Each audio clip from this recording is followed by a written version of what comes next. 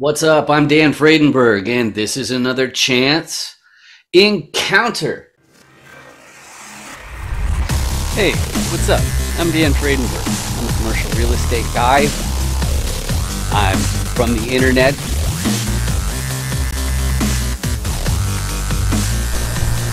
We're seeing more properties like this being built in front of a house that's going to be torn down soon. I understand that there are power lines that are getting kind of close. What's up again? This is Dan Fredenberg, and that there is a commercial real estate building.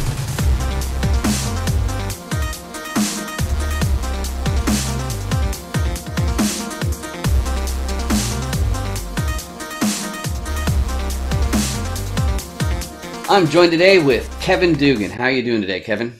Doing great, man. Happy Friday and glad to be here. For sure, for sure. And I didn't butcher your last name. It's not some other Dugan. Nope, Dugan, you're perfect. Sweet, awesome. And I got some great news for you today, Kevin. Today we are joined by my very favorite member of the audience. And why is my favorite audience member here? It's because it's a chance encounter where I interview commercial real estate players. That means deal sponsors, investors, operators, buyers, sellers, syndicators, all that kind of stuff. And you might be thinking, why would you do that? And the answer is, if you've ever heard of an off-market deal, the private deals you're not allowed to publicly discuss, then they're sometimes called 506B syndications, then you should probably know that the SEC requires that you have documentation of your prior substantive relationship, or else the SEC is going to get ants in its pants, and we definitely don't want that. So this is part of me showing how to take that seriously. But the real benefit to you is that you will get to more effectively communicate on the subject of commercial real estate deals, and you'll understand how my guest fits in. But before we get too serious about real estate, Kevin, do you want to say a thing or two about yourself? Yeah, of course. Hey, Dan, thanks for the time today. I appreciate it. My name is Kevin Dugan. I'm the owner and operator of Altus Investment Group. We're a vertically integrated firm out in Chicago. But a little fun fact, I built the company from a unique aspect. I live in Los Angeles, built a remote operations in Chicago, and also we're focused on deals in South Florida. I can go into the whole vertical stack. I don't want to bore you with that right now, but we're really big on recession-proof investing and optimizing your strategy based on a market cycle, which could bring some timely advice for where we are right now. Right, right. Absolutely. I love that. And yeah, the virtual assistants in the audience will definitely appreciate it because I know that some syndicators, they have their virtual assistants come on and just basically record everything that's on there. So you're Yep. doing them a favor. We'll get to that in a moment. But let's talk about motivations. But of course, before we do motivations, I always have to say, but wait, check your rate. Kevin, you seem to be pretty good with technology. I don't know if you can see through the camera and down into the audience's device, but there might be this hideous subscribe button and that they might want to do something about. Smash that subscribe. Yeah, yeah, exactly. Yeah, something exactly. Okay, it's a corny joke, but I do it in every episode. I'm basically committed by this point. But It's speaking okay. of which, I've now interviewed, it's over 340 different syndicators, investors, buyers, sellers, all that kind of fun stuff. And that means I must be in the thousands as far as how many I've had the pleasure of meeting. But everybody has their own unique reason why they are making these acquisitions. And it has to be pretty significant because these take months to close. They take years to go full cycle. And so it's really important not only to be aware yourself of what that motivation is, it's also important for us to know this about each other because at the end of the day, it means how do we know that person's not going to throw in the towel? And even though everybody has their own unique reason why, they fit pretty nicely into these five different categories I've found. The first one of which is preservation of purchasing power. What on earth is that? Well, some people, they are job optional. They don't have to work. And the way that they pay their bills is from the proceeds of ownership. In other words, the profits from the portfolio of assets that they have. Now, you may ask, if somebody is in that situation, why would they go through the hassle of yet another acquisition? And there are two big ones that come to mind. The first one is if inflation is rearing its ugly head, then that's going to be eating away from the cash flow, the purchasing power of that cash flow. So it's going to be time to make a new acquisition, even if it's not timely in that situation. But the other time is going to be when they have access to deals that are in distress, or maybe there's an asset crash, so you can buy at a steep discount. Now, everybody should try to buy at a steep discount, so I don't want to pretend like that's not the case. But these particular people are perfectly fine with waiting for the most part until a real sweetheart comes along. Now, me personally, I'm not to that point in my real estate career yet. So the better descriptor of what I'm up to, it comes from the fact that I've got a background in technology. And if you are a high wage, high salary earner, this probably will speak to you a little bit more.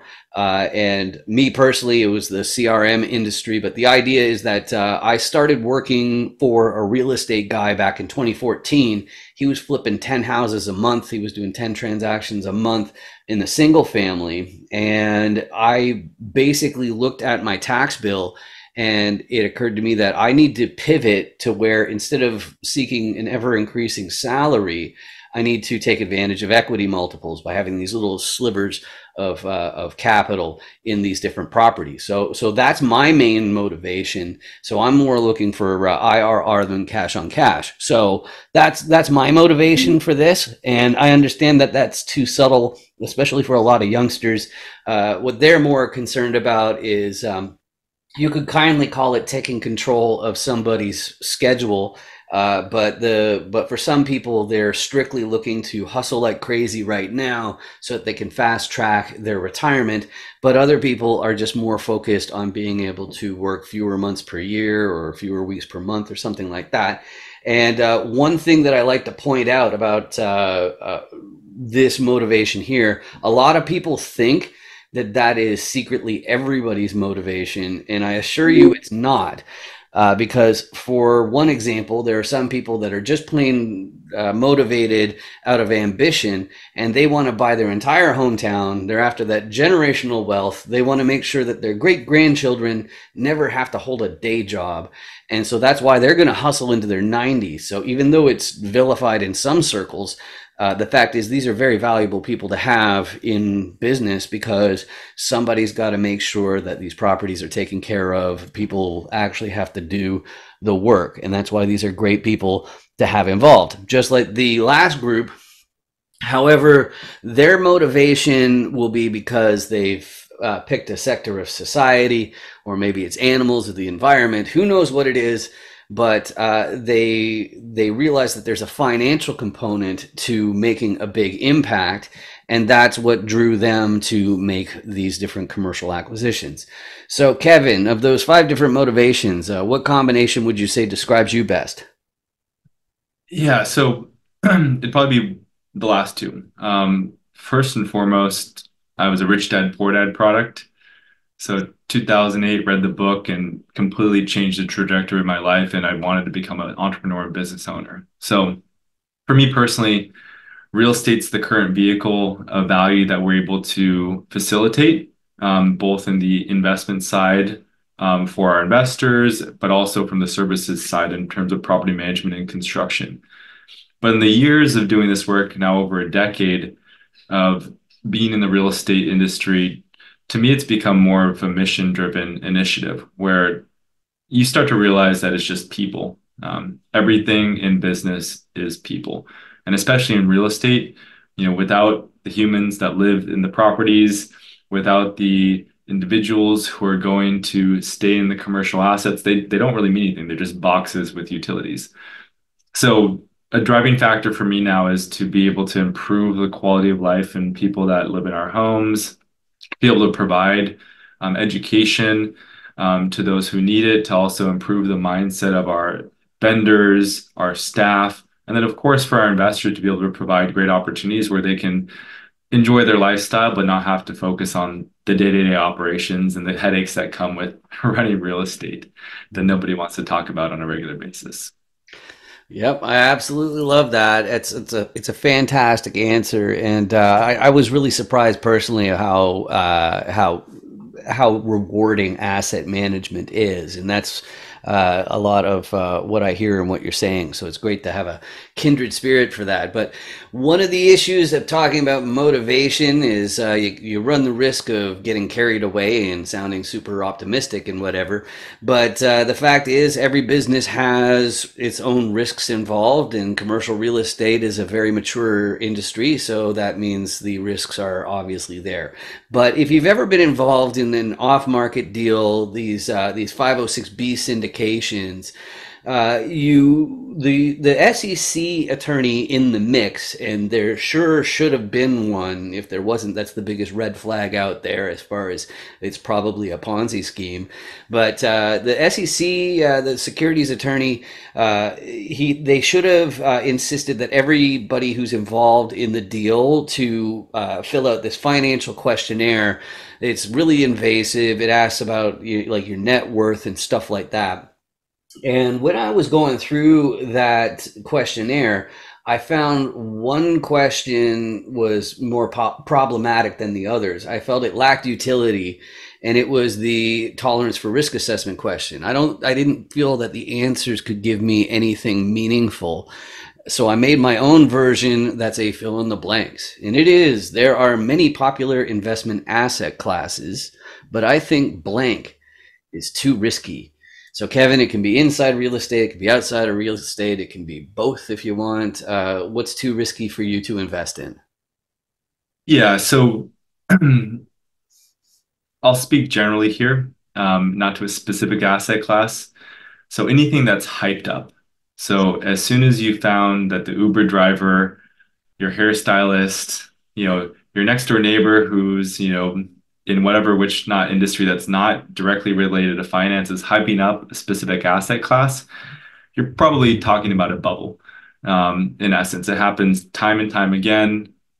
And for instance, right now, there's been a lot of buzz around the high-end art scene, a lot of marketing around that.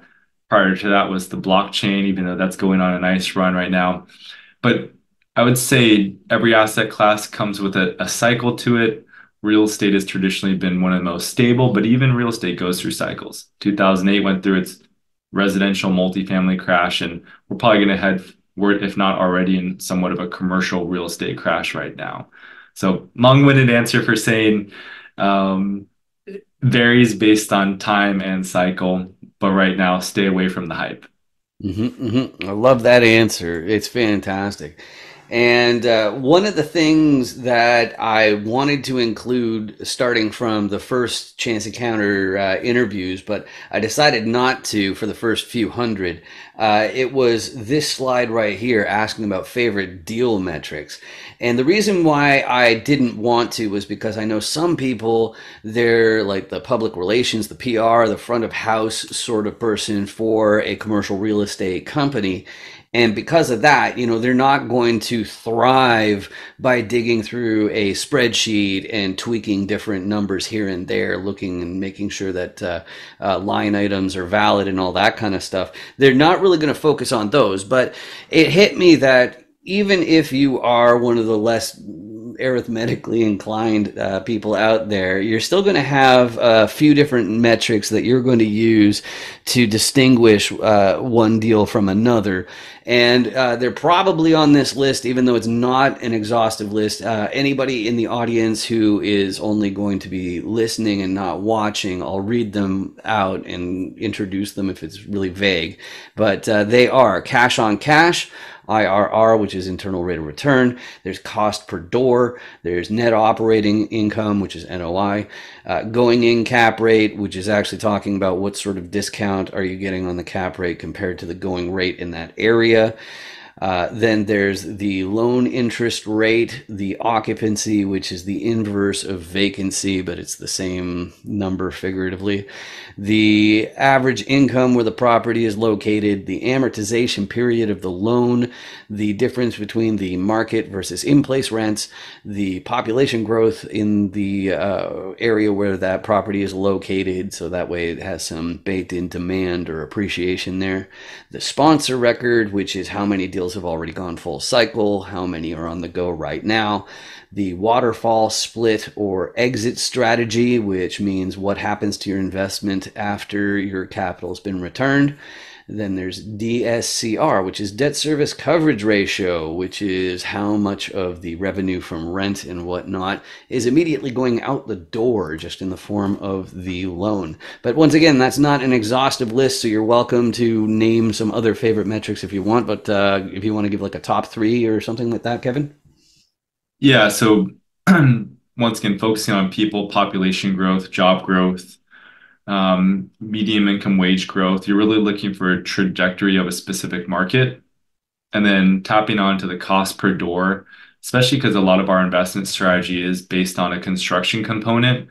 We're looking to create equity, especially at this, higher point in the market cycle to be able to create equity through our construction. So the lower the cost is per door means we can build in equity through our construction and hopefully tap into that equity from what we created through our sweat. I love that. I love that. Forced appreciation. I'm just gobbling it up like a delicious subscribed sandwich. It's I'm not sure if that needs sound effects. I have another version of it that has sound effects, but it's pretty intense. But it's the reminder that it's time to bring out the Dan Does Deals Commercial Core Competency Cube. And it has the 6 different roles in a commercial deal. The whole idea is that if you know those roles and you have an easy way to remember them, then that's going to help you more effectively communicate on the subject of a commercial real estate deal and also pick out if there's fundamental flaws. So if you think to last year, so 2023, and some of the famous foreclosures and auctioned off properties, things like that, you'd know some glaring pieces that were missing. And I don't want to point any fingers or anything like that. But anyway, if you're looking at this cube and thinking, I need me one of those, well, the great news is it's absolutely free. You can go to dandoesdeals.com. There's this great big button. You just click on it and it'll download. You can print it out and all that kind of fun stuff. And yes, you heard me right. I committed the cardinal sin of marketing, which is you should never give away your freebie without asking for some sort of contact information. But I really want to make sure that there's nothing in your way from printing this out, practicing on your friends and family and all that kind of stuff, because you really are going to need to be able to express this stuff clearly if your career is going to follow in this direction. But the best thing too as well is that you're also going to understand how Kevin fits into these deals. And let's get started talking with the most visible people in these different deals. You're more likely than not going to be talking to a repositioner if you're talking to somebody in commercial real estate. So everybody to some degree is some sort of repositioner, because you have to be an acquisitions person. You have to look at a bunch of different deals to figure out which one's the best one for you to pounce on.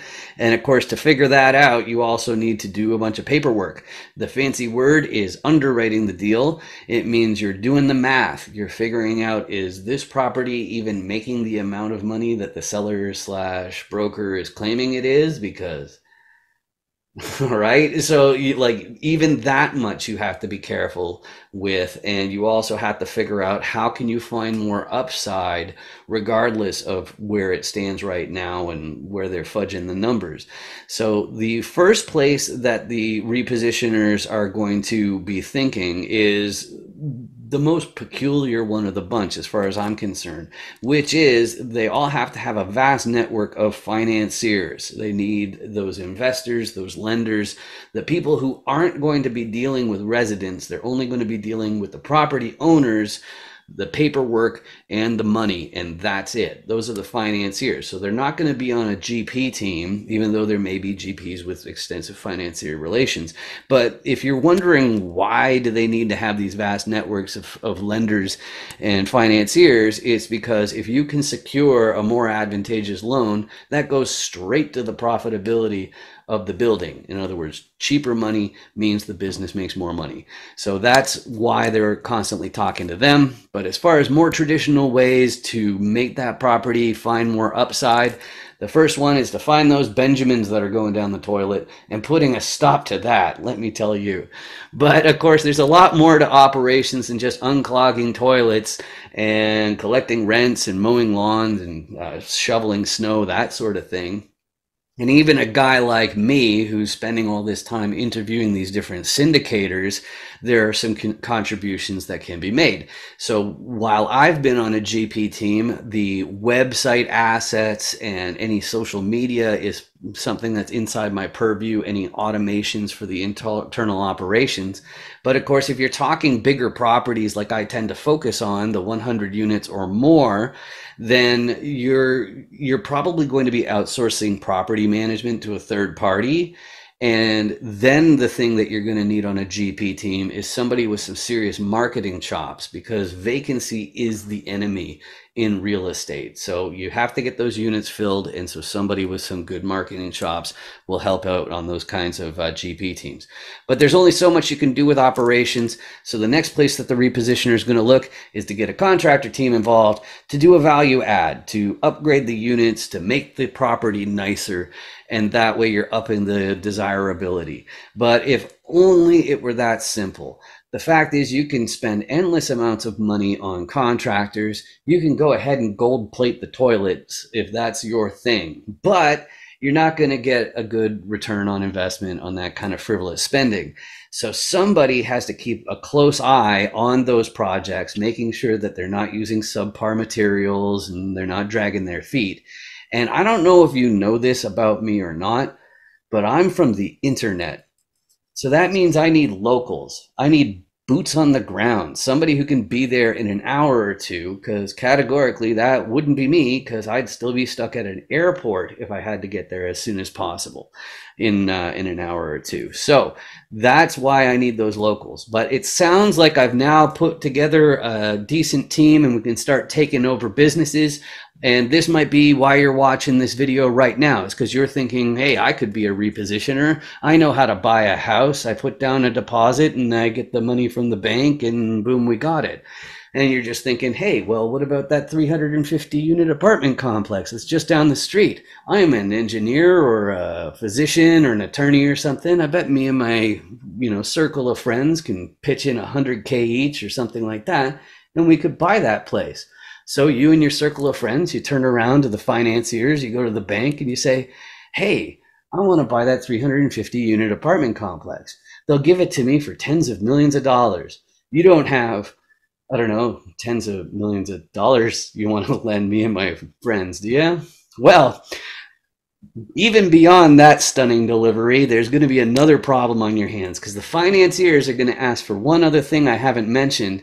And if you're in a mentorship program or you have a guru or something like that, I encourage you to listen very carefully to this next part, because they usually gloss over this. The bank's going to ask, who's the sponsor? Who's the KP? See, in order to be eligible for a commercial loan, somebody in the fold has to already own a similar asset. They have to be able to prove to their depositors that you're not just going to run the place into the ground, and that's the way that they become sure of it. They make sure somebody already owns something just like what they're borrowing money for. And that's called the sponsor or the key principal or the KP. Now, on top of that, you still need a certain amount of liquidity to prove that you can run the business. And then as far as collateral, among the GP team, you need a balance sheet of at least the amount of the loan. But if you got all those pieces, you got yourself a commercial real estate deal. So, Kevin, as far as those different boxes go, again, everybody is to some degree a repositioner and everybody has some financier relations. But what are the pieces of the puzzle you're most likely to contribute?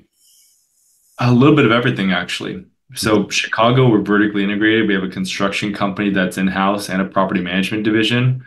We're doing our own deals. We have our lending partners.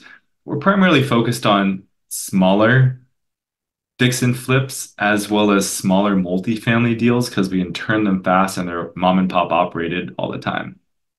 However, in Florida, we actually had to tap into multiple of those partnerships to be able to get some of our deals done. So we brought in a KP to be able to sign on our loans, who had the net worth, plus the banking relationships. Absolutely critical. We brought in limited partners who are mainly our cash equity to help with the down payment. Of course, we brought in our own cash as well, and also the construction costs. And then we did a third-party property manager, local, third-party contractor, local. And then who else is in there? So, I mean, Dan, you hit the nail on the head. That really touches base on all the key members to actually successfully implement a commercial project. And really, what I've found over the past couple of years is when you're able to find those synergistic pieces that complement what you love to do and what they love to do, and their different aspects, it allows you to thrive and do much more as opposed to just trying to do it all on your own.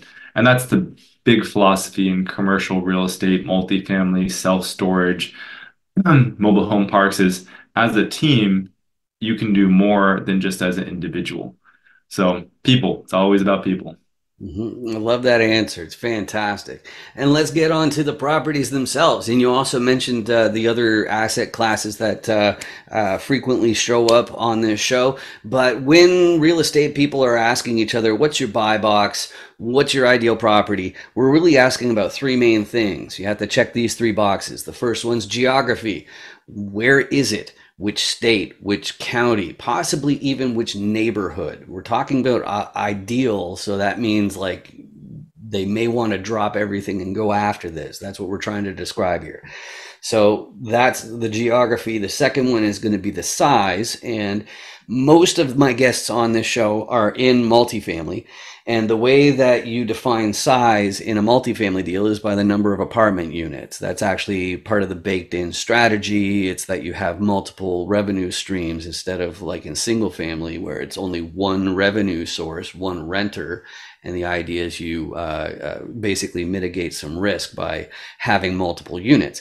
But the reason why that size is so important and why we need to know it is because the type of group that takes over 10 and 15 unit apartment complexes, they're going to be fundamentally different from the ones that are taking over 100, 150, 250, and so on, the bigger properties. So that size is going to matter. And the other forms of commercial real estate that go off of acreage or square footage, like the same principle is going to apply where size is still going to matter.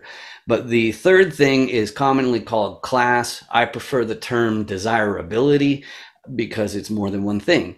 The two things are condition and area. And if you're talking about the condition, that's how old is the building, how beat up is the building, what sort of luxuries and amenities they have, like is it really no frills or is it a place that's fantastic to stay?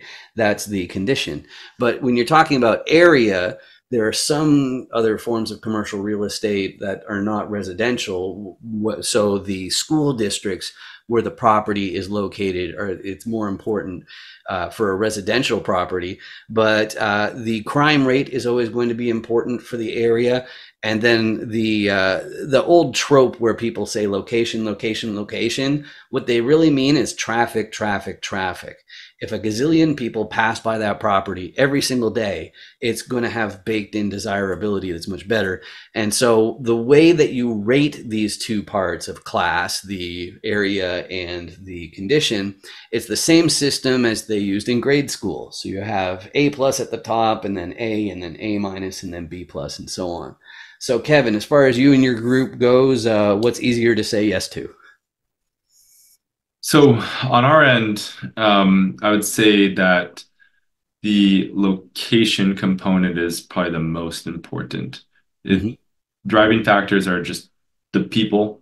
We are typically the difficult factor around that is that since we're looking for value add, a lot of times in those central high demand areas, there's already built up and it's usually high end. It's usually A class.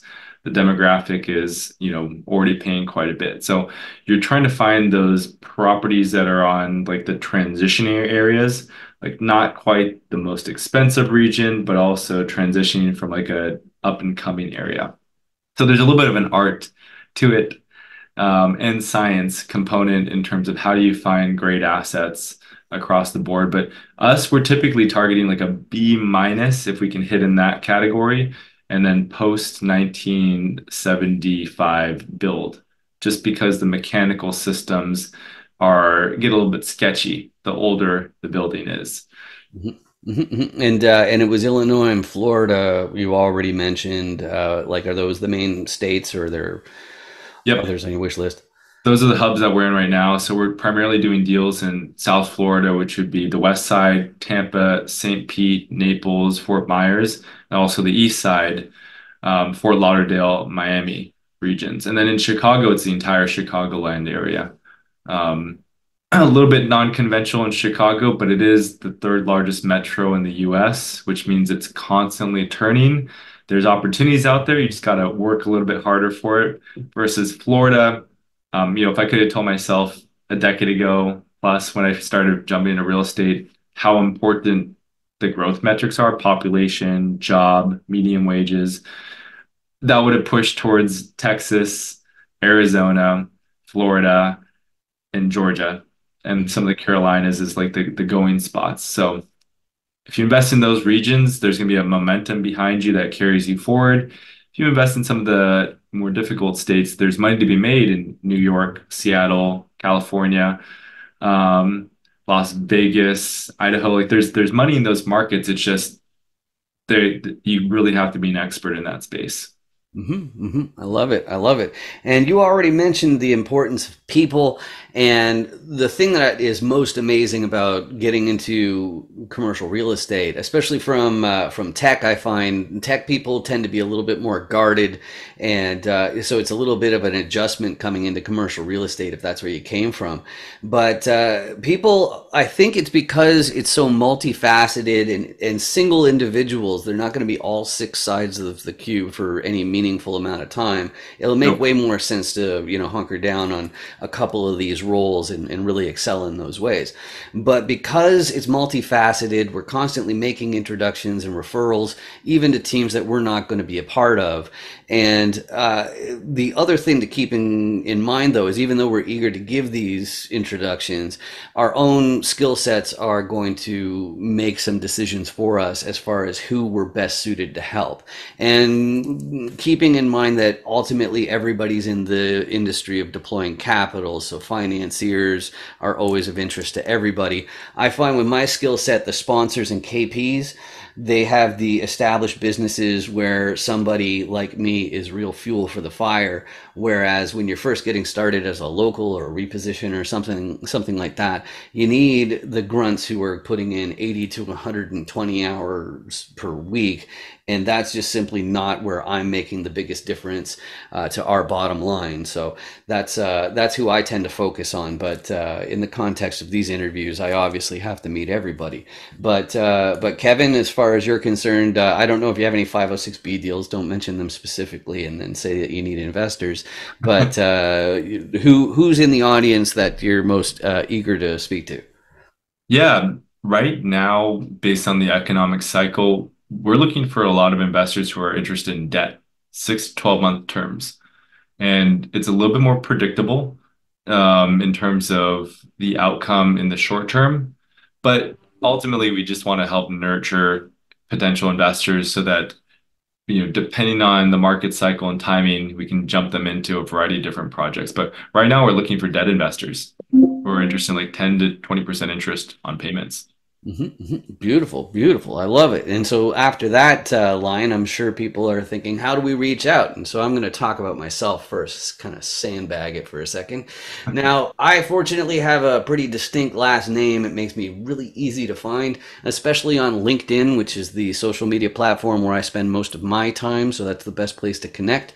But if you go to Amazon.com, I've got a few books there on different business skill building topics, including real estate syndication. And on that subject, if you are going to be investing, syndicating, taking on passive investors, I highly encourage you. You can pause the video, get out your phone and scan this code, this QR code right here, because that goes to the FAQs page of 506BME, which is the platform I use to augment your CRM and maintain the IT of your documentation of your substantive relations. The whole idea is that even if your laptop falls into the bathtub, the SEC is still going to require that documentation. And if you don't have it, they're going to assume that you're publicly soliciting and they can take your business away. So that is what I'm up to. But Kevin, if people want to reach out to you, social media, email, phone, website, what's the best way to reach out? Yeah, just like Dan, you can find me on LinkedIn. My name is Kevin K. Dugan, and that's Dugan. You can also find me on Instagram, all the social media platforms. And then, if you want to jump on a call, I would say go to our website, Altus Investment Group, and then you can fill out a form and we can set up a call from there. Sweet, sweet. And you want to spell Altus? Yeah, Altus, Altus, investmentgroup.com. Sweet. Awesome. And that just leaves me with the public service announcement I always do. It's not for you, Kevin, it's for the audience. If you've been watching this episode and experiencing searing pains in your eyeballs, like migraine, okay, it's probably because of the downright hideous subscribe button that's just right there, and you can get rid of it for free. You just hit the, okay, full disclosure, I want a lot of people to hit the button, because if enough people do, then YouTube will actually start to pay for these videos instead of me. And I think that would be amazing. As far as the trade-off to you is concerned, I mentioned that it doesn't cost anything, but it means my videos may show up on your list of suggestions. But you can go ahead and ignore those suggestions, because quite frankly, I just appreciate the fact that you spent this time with me. Just like Kevin, I appreciate you joining me today. This has been great. Pleasure, man. Thanks for the time, Dan. Everybody out there, subscribe to Dan. He's the man. Here to educate you. Awesome. Thanks.